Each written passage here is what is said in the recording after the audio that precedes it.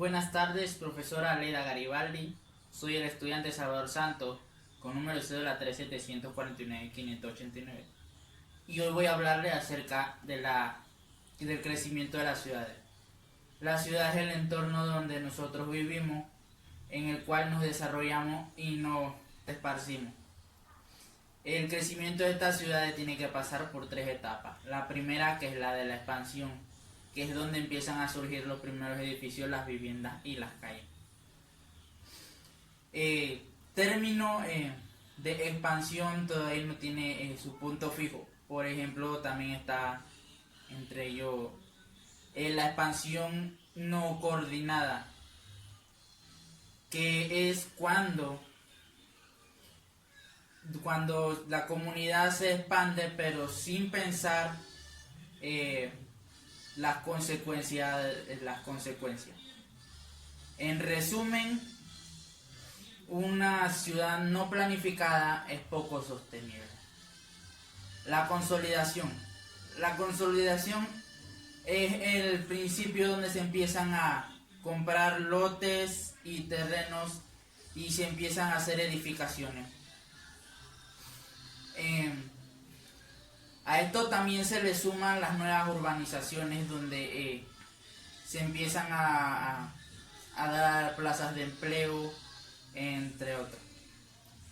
Y por última tenemos la densificación. ¿Qué es la densificación? La densificación es el esparcimiento de los ciudadanos. Tenemos también que cuando se empieza la densificación, cada vez que hay densificación hay más población, más edificios, más actividad, pero menos espacio. Junto a la densificación también se puede sumar la contaminación auditiva, aglomeraciones y poco espacio para poder transitar. A la densificación también se le suman lo que es que los edificios se van sustituyendo por otros de mayor altura. Estas tres etapas van de la mano, porque mientras en un extremo de la ciudad se expande, en el otro se consolida y en el medio se densifica. También tenemos algunos términos relacionados, como por ejemplo la manzana. ¿Qué es la manzana? La manzana es un área de la ciudad, la cual puede estar constituida por varias calles de un extremo a otro. A esto se le llaman cuadras. En total, una manzana tiene 4 cuadras. También tenemos lo que es una megaciudad. ¿Qué es una megaciudad? Una megaciudad es una ciudad con más de 10 millones de habitantes. Es casi como el término metrópoli se le puede asociar, solo que la metrópoli tiene que tener un mínimo de 2.000 habitantes. Muy buenas noches, profesora Leida Garibaldi. Mi nombre es Kimberly Barrera, con número de identidad 3-718-84. En la noche de hoy vengo a exponerle el tema criterio para definir un centro urbano o ciudad. Suelen utilizarse diversos criterios para definir conceptos de ciudad como criterio cuantitativo. El INE considera población urbana los municipios más de 10.000 habitantes. Este criterio es completo, ya que pueden darse municipios cuyo aspecto y funciones son claramente rurales, pero por número de habitantes se contabilizan como urbanos. Criterio cualitativo. Basan en características morfológicas, alta densidad de edificación y de población. Tipo de edificaciones generalmente colectivas y en alturas funcionales. Predominio de actividades económicas como la industria y especialmente el sector terciario. Sociológica, estructuras familiares menos tradicionales y especiales. Capacidad de la ciudad para ejercer su influencia sobre otros núcleos de población. Tenemos 4 criterios: criterio sociológico, criterio morfológico, criterio espacial y funcional. Muchas gracias. Muy buenas tardes. Mi nombre es Yenisbeth Salazar y en esta ocasión vengo a exponerles sobre el tema funciones de las ciudades. Cuando nos referimos a funciones de las ciudades, estamos hablando de esas características especiales que adoptan las ciudades y cuyas características son agradables para que se concentre la población. Bien, podemos empezar con las ciudades intelectuales. ¿Qué son las ciudades intelectuales? Básicamente las ciudades intelectuales, como su nombre lo dice, son todas aquellas ciudades que han adoptado la tecnología de una forma bastante seria. Nosotros vamos a ver en estas ciudades edificios inteligentes. Nosotros vamos a ver en estas ciudades no solamente el personal humano, por decirlo así. Nosotros vamos a ir a hoteles, vamos a ir a edificios en estas ciudades en el cual nos vamos a encontrar con tecnología o con mecanismos cibernéticos, en estos casos los robots. Entre estas ciudades nosotros podemos mencionar Japón. Japón se puede decir que es la cuna de la tecnología. Nosotros estamos viendo, podemos ver ciudades futuristas, de repente tecnología que acá en Latinoamérica quizás solamente podemos apreciar por televisión. Y este tipo de características intelectuales de las ciudades atrae a ese público joven o a esos habitantes que le encantan lo que es la cibernética, la informática, todo lo que tenga que ver con tecnología.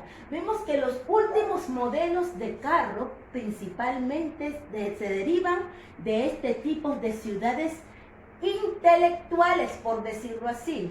Y no solamente se puede apreciar el nivel tecnológico de la ciudad, sino aún el nivel de la cultura de su población. Nosotros vemos, por ejemplo, en este tipo de ciudades, estamos especificando Tokio, Japón, nosotros vemos escuelas sumamente modernas y tecnológicas. Escuelas donde de repente el profesor se encuentra en otra ciudad, posiblemente en otra nación, y se encuentre dando clases a un aula en particular. Quizá eso nosotros acá lo estamos viviendo por lo de la pandemia y todo lo demás, todo lo que son cursos virtuales en plataforma y todo lo demás. Estamos, como quien dice, incursionando un poco en este tipo de actividades de las. Ahora vamos a hablar de las funciones de otro tipo de ciudades, llamadas las ciudades religiosas. Las ciudades religiosas básicamente se denominan de esta manera porque logran atraer bastante población, principalmente por la referencia o la connotación religiosa que tienen. Básicamente se erigen porque ya sea que se da el nacimiento del líder religioso o de algún acontecimiento espiritual en un área determinada. Por ejemplo, entre las ciudades más importantes, hablando religiosamente en el mundo, tenemos Jerusalén. Después de Jerusalén tenemos a Belén. ¿Por qué Belén? Porque como todos conocemos, es el nacimiento o se da el nacimiento de nuestro Señor Jesucristo, líder del cristianismo. Entre otras ciudades tenemos la ciudad de La Meca, ubicada en Arabia Saudita. La Meca es la ciudad por excelencia de los musulmanes, a tal grado que en cualquier parte del mundo donde se encuentre una mezquita, colocan arriba el símbolo que la caracteriza, dirigida hacia la Meca. Ellos ubican geográficamente su posición para que la mezquita esté dirigida hacia la Meca. Anualmente se realizan peregrinaciones multitudinarias a este tipo de ciudades.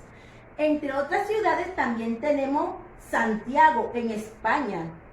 No podemos dejar de mencionar la ciudad del Vaticano, meramente religiosa. En la ciudad del Vaticano recibe anualmente millones de turistas y visitantes, básicamente porque aquí se concentra la sede del papado. También otras ciudades importantes, hablando religiosamente, está la ciudad de Fátima. Normalmente hemos escuchado, muchas veces hemos escuchado la aparición de la Virgen de Fátima. Se dio precisamente en Fátima, Portugal. Agra es otra ciudad muy importante en cuanto a religión se refiere en la India. En Agra nosotros vamos a ver un edificio muy conocido mundialmente. Está el Taj Mahal. Otra ciudad importante es el Tíbet, y así muchas ciudades a nivel mundial pueden aglutinar, por decirlo así, una población que lo que los une es su creencia, es su fe, son sus tradiciones, son sus culturas religiosas. También podemos mencionar entre las funciones de las ciudades están las funciones turísticas. Esto es muy importante. ¿Por qué? Porque muchas ciudades han logrado un gran desarrollo y elevar su nivel cultural, por decirlo así, a través de estas funciones de turista. Hay ciudades, aún acá en Latinoamérica, hay ciudades, por ejemplo, en Puerto Rico, en Colombia, que se han desarrollado específicamente para la atención del turismo, porque representa buenos ingresos para el desarrollo en sí de la población. Entre las ciudades a nivel mundial más turística tenemos a Bangkok, tenemos a Londres con 19 millones de visitantes por año, tenemos a París con 17 millones. Dubái no puede quedar atrás, como quien dice, la meca de la opulencia. Dubái, aproximadamente con 19 millones de visitantes. Tenemos a Singapur, tenemos a Nueva York, con la visita de 13.1 millones de personas a nivel mundial. Tenemos a Kuala Lumpur, y no se puede quedar atrás la ciudad de Tokio, Japón, con 11,9 millones de visitantes por año. Sabemos que en este tiempo la pandemia ha golpeado duramente el turismo a nivel mundial. No obstante, estas son cifras que se han sacado del 2018 y 2019. Cuando una ciudad es turística, los habitantes de ese lugar se abocan a la atención al turismo.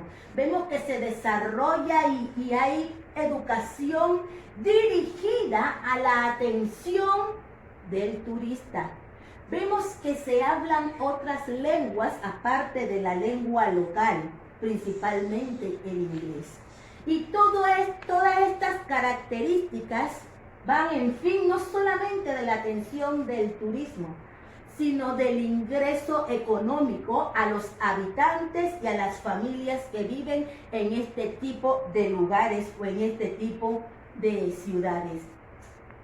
También tenemos funciones militares. Sí, hay ciudades con funciones militares. Es más, hay países que dedican gran porcentaje del presupuesto anual a este tipo de funciones militares. Hay países como lo son Israel, acá en Latinoamérica como lo son Colombia, que por obligación el estudiante tiene que brindar un servicio militar. Está abocado, como quien dice, al área militar. Ahora, buscando nosotros no podemos de repente determinar ¿Cuáles son los países más fuertes, como quien dice, o ubicándolos del primer lugar en adelante? El por qué. Muchos países guardan información de su armamento, principalmente nuclear. ¿Por qué?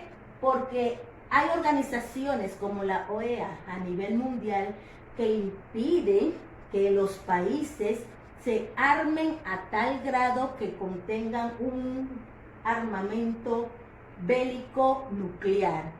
Así que por eso, o por ende, muchas naciones como Irán, como Irak y otras, posiblemente, es de conocimiento público, hacen sus armas de una forma secreta y no lo divulgan. Por eso nosotros lo que podemos tomar en consideración para hablar de estas ciudades militarizadas, por decirlo así, lo que podemos tomar es el armamento o el ejército que poseen. Sí hay ejércitos fuertes y grandes actualmente a nivel mundial, entre los cuales tenemos China. China es una gran potencia de armamento. China no solamente exporta, no solamente se inclina hacia el comercio, sino también ha desarrollado en estos últimos años una campaña de armamentos o una campaña militar, por decirlo así. Estados Unidos de Norteamérica, otra gran potencia militar. Rusia no se queda atrás. Y así podemos mencionar un número de naciones o países que se abocan en cuanto al militarismo en sí. Muchas gracias. Buenas tardes, profesora Aleida Garibaldes. Mi nombre es Bernabé Santiago, con la cédula de identidad de 4833-805-3. La función de la ciudad agrícola. Las agriculturas urbanas en el mundo y en todas las regiones. La agricultura periurbana prevé cantidades de los alimentos en los mercados, en las ciudades, y también es parte de la comercialización de la transportación a canales en otros países, y es condiciones importantes para el bienestar y aseguración de las sociedades de alimentos, desarrollos económicos. Es importante destacar que los productos nacionales deben ser apoyados por los gobiernos.